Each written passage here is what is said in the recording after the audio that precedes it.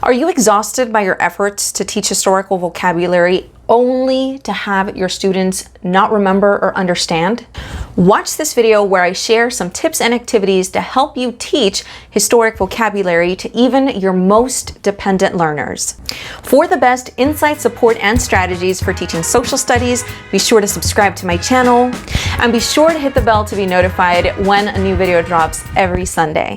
By the end of this video, you will have an idea of some common mistakes to avoid when teaching historical vocabulary, as well as strategies for making sure that your students are not only remembering words, but understanding them as well. If you're new to this channel, hi, I'm Cecilia Tames, and I've been an educator for over a decade. And for the past 5 years, I've helped fellow history teachers by offering resources, support, and solutions to help them be effective educators and avoid teacher burnout. If you are a new history teacher that could benefit from personalized support and insight, make sure to visit Teach Like an Influencer at the link below to see all the resources, support, and solutions that I offer dedicated social studies history teachers like you. Okay, so it's not very fun to put yourself on the spot, but I figured that I'd actually share this video by starting out in sharing some of the mistakes that I made that actually kept my students from being successful when learning content vocabulary.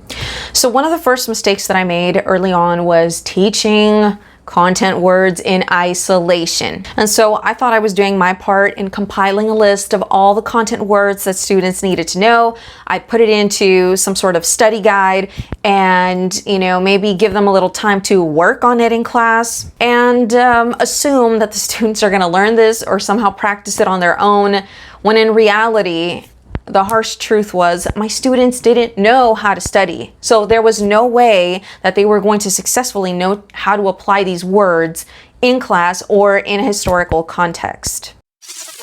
The other way in which I kept these content words in isolation was that maybe I thought I was being proactive by pre-teaching these content words at the beginning of the unit, but then I would never reference them during class or during the lesson. I would sporadically here and there, but it wasn't something consistent. And, it was kind of like a one and done deal, right? We went over it. I showed you visuals for it. You should get it. The end. Now, aside from this, when I would pre-teach the vocabulary, bless my heart, I was using history examples to teach history words. When we have to understand as educators, not all our students come with background knowledge, and not all of our students come with an elaborate vocabulary where they can immediately contextualize in a historical frame, like this is what the word means for history, right? And so this is another thing that definitely held my students back, because if I'm teaching an unknown with another unknown, it's not going to compute for them. And it didn't. What it did do, however, is make the words completely irrelevant, because again, you're teaching me something unknown by using something unknown, and that made it unimportant in my students' mind and not worth remembering. Now, early in my teaching career, I was just fresh out of graduate school, and of course, I felt like Little Miss Awesome Sauce, and I was hoping to bring that same rigor into my classroom. However, I didn't realize I could still be a rigorous instructor and use the verbiage and use the correct, wording by still making it accessible to my students' cognitive level. And the mistake that I was making was trying to teach my students, all this and speaking to my students in all this jargon that they didn't understand. Least of all, my students that were maybe English language learners. I wanted the level of rigor to be high, and so I was inadvertently making the language inaccessible by using elaborate jargon and vocabulary that was way past my students' cognitive learning ability at that point in time. The worst part is that I wanted them to be self-sufficient, because I was so concerned that, oh God, I'm having to spoon feed them all this information, like when are they going to get it? And I was not providing them any scaffolding resources, and yet I wanted my students to, quote unquote, use their context clues to figure out the meaning of the word. That's essentially like throwing a child out in the ocean without floaties and telling them to just paddle and trying to give them swimming lessons when they're scared to drown.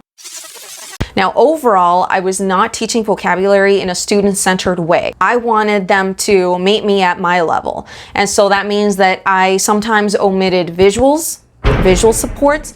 Sometimes I omitted repetition, constant repetition, where we'd practice this word, and it wasn't just like, oh, I have them posted on the board, so you've been looking at them the whole time. I mean, like, actually practice them and apply them and use them in context. I was not doing things like allowing for student ownership of the word, right, and of these words, having them assimilate the meaning in their own words, right?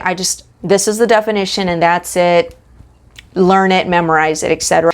Also things like, the other thing that I felt I could have done a lot better was actually taking the time to teach my students how to study these words and how to internalize their meaning and how to apply their meaning.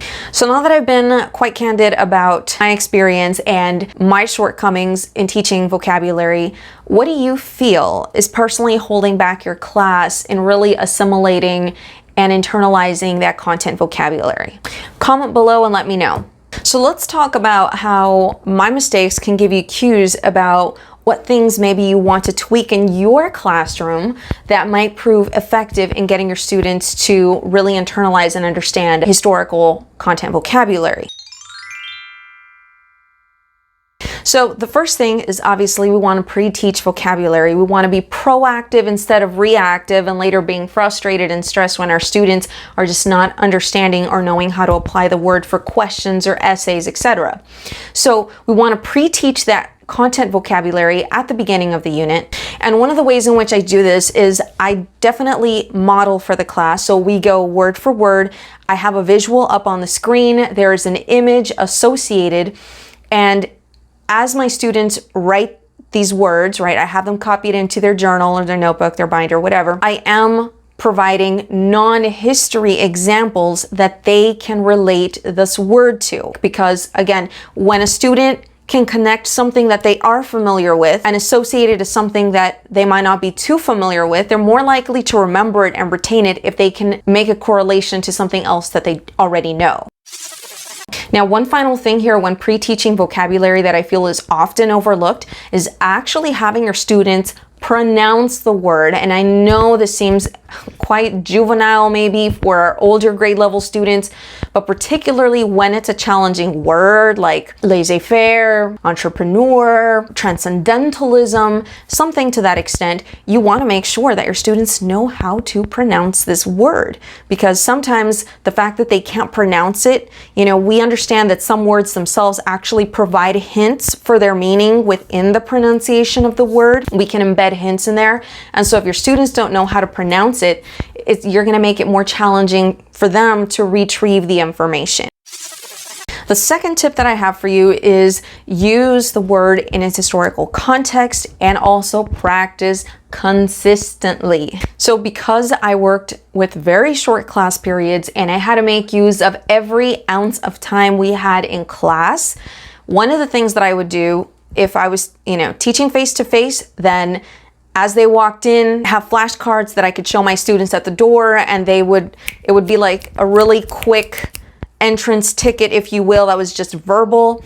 If I had students online, that might be their opening entrance question as they pop into Zoom. I would ask each one of my students a question as a little warm-up.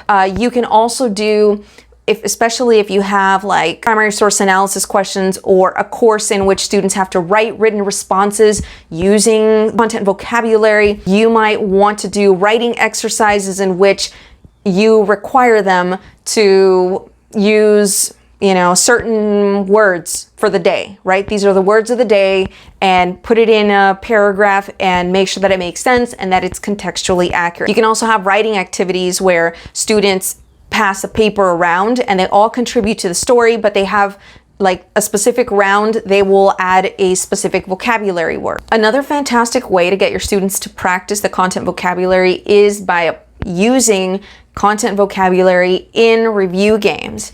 And I like to ask a history question, but I'll ask it using the content vocabulary, which means that my students would have to know that content word in order to answer the question. So it doesn't have to be as simple as, what does the word, manifest destiny mean? it can be a dual layered question, right? To get your students to think a little bit more critically and to really see if they understand the word and how it's being applied. Now, whichever of these strategies you decide to use, teaching vocabulary and doing this consistently doesn't always come naturally.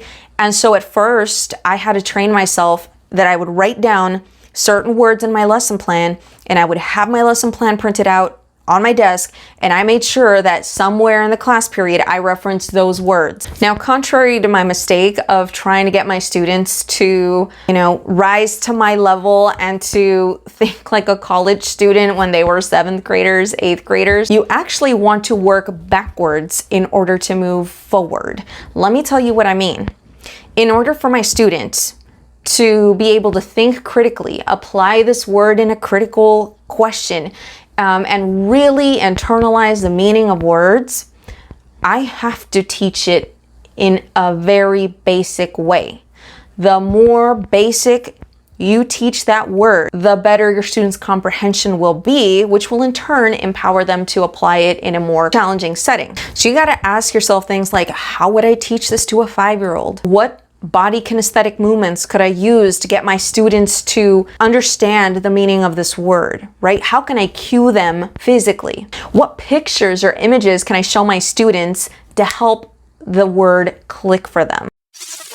And so this looks really random. So for example, I have vocabulary word Thomas Hooker, right? Fundamental Orders of Connecticut. So my visual cue for my class is a hook. When they know that I bust this hook out, they're like Thomas Hooker. And I tell them fundamental orders of C for Connecticut. So the hook itself makes the letter C. And so now my students know Thomas Hooker, fundamental orders of Connecticut, because I've scaffolded with something that they can relate, they'll remember, because it's quirky and it's unusual and it's not necessarily history related. If you found this video helpful, don't forget to watch my video on learning games, and that is for teachers that are looking for engaging learning games and for tips on constructing their own learning game for all educational settings. And I'll go ahead and link that in the description below. You can also check out my video, Engage Without Edutaining, and this is for teachers that are looking for new ways to ramp up engagement for challenging tasks, as well as my video, Teaching Special Learners, and this is for teachers that are looking for ideas to engage and support their special learner population. Don't forget that my virtual door is always open at Teach Like an Influencer, where you can check out support and solutions that I offer. You're an amazing teacher. You are the secret sauce, and I hope you have an amazing day. Until next time, class dismissed.